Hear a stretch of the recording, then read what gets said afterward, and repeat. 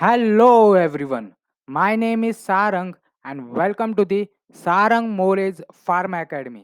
तो आज के वीडियो लेक्चर में हम देखने वाले हैं D pharmacy exit exam practice paper set number 5 pharmacology के क्वेश्चंस रहने वाले हैं 10 क्वेश्चन का एक set in the success series part 1।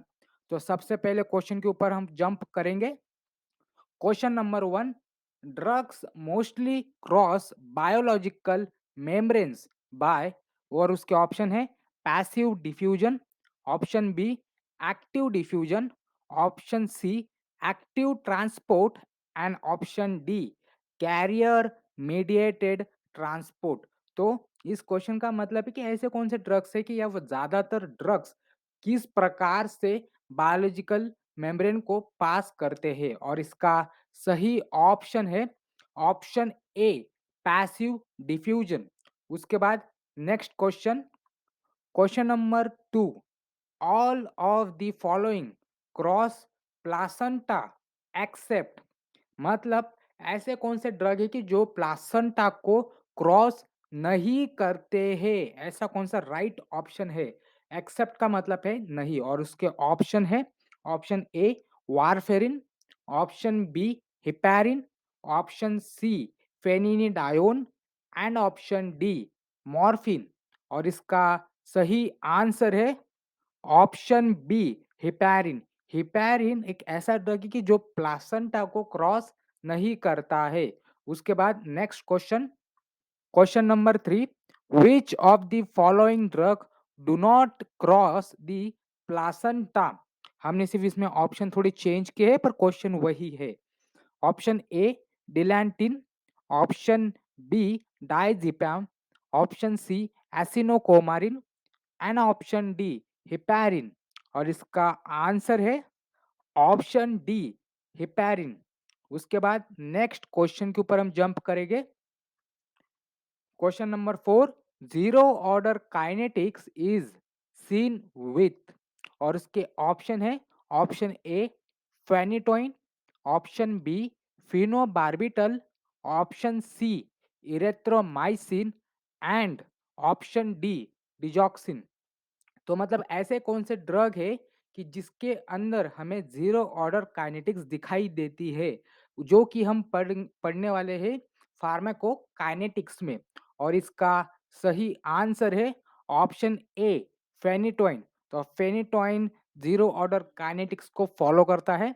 उसके बाद next question, question number 5, drugs which crosses placental barrier, और उसके ऑप्शन है phenytoin, option B diazepam, option C corticosteroids and option D all of the above.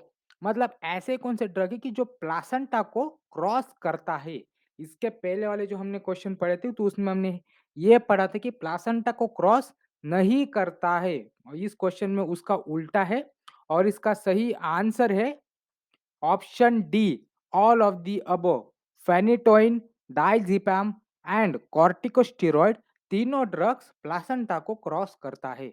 उसके बाद next question, question number 6, the following drug excreted in bile except, exception आया है मतलब bile से excrete नहीं होता है, और इसका ऑप्शन है option A erythromycin, option B rifampicin, option C chloramphenicol and option D none of this, और इसका सही आंसर है ऑप्शन सी क्लोराम्फेनिकॉल।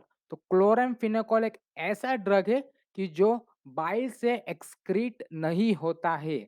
उसके बाद क्वेश्चन नंबर 7 के ऊपर हम जंप करेंगे। The combination of amoxicillin and clavulanic acid is used because, तो ये बहुत ही फेमस और बहुत ही इफेक्टिव कॉम्बिनेशन है जो कि बहुत सारे डॉक्टर्स प्रिस्क्राइब करते हैं अपने पेशेंट को जब उन्हें कभी फीवर होता है या फिर वायरल डिजीज होती है। तो उसके ऑप्शन है it broadens the spectrum of amoxicillin, option B it decreases the side effect of amoxicillin, option C it decreases toxicity of clavulanic acid and option D all of the above.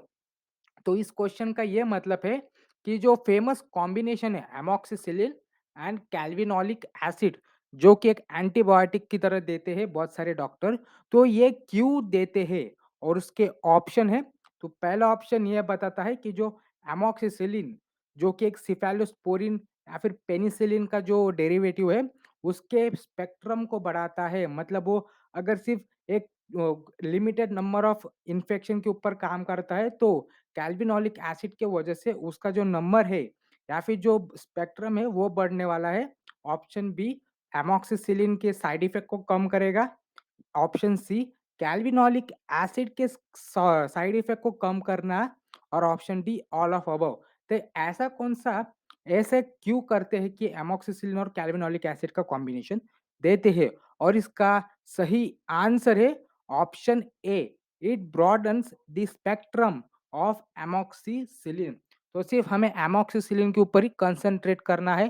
कैल्विनोलिक acid को हम concentrate या फिर उसको हम एक next पड़ाव के ऊपर स्टडी करने वाले हैं, जो कि फार्मास्यूटिक्स में। उसके बाद नेक्स्ट क्वेश्चन है question number 8, flushing occurs when alcohol is taken with. तो ये साइड इफेक्ट स्पेसिफिक क्वेश्चन है। तो अल्कोहल के साथ कौन सा दूसरा ड्रग अगर दिया तो फ्लशिंग नाम का साइड इफेक्ट, जो फेमस साइड इफेक्ट है, वो होता है। और इसका पहला ऑप्शन है phenformin, option B chlorpropamide, option D glibenclamide and option D tolbutamide. और इसका सही आंसर है ऑप्शन बी क्लोरप्रोमामिड। तो क्लोरप्रोमामिड के साथ अगर गलती से किसी पेशेंट ने अल्कोहल का कंजम्पशन किया है तो उसे फ्लशिंग नाम का साइड इफेक्ट हो सकता है। उसके बाद next question, question number 9, second last question, which of the following skips first pass effect of the drugs.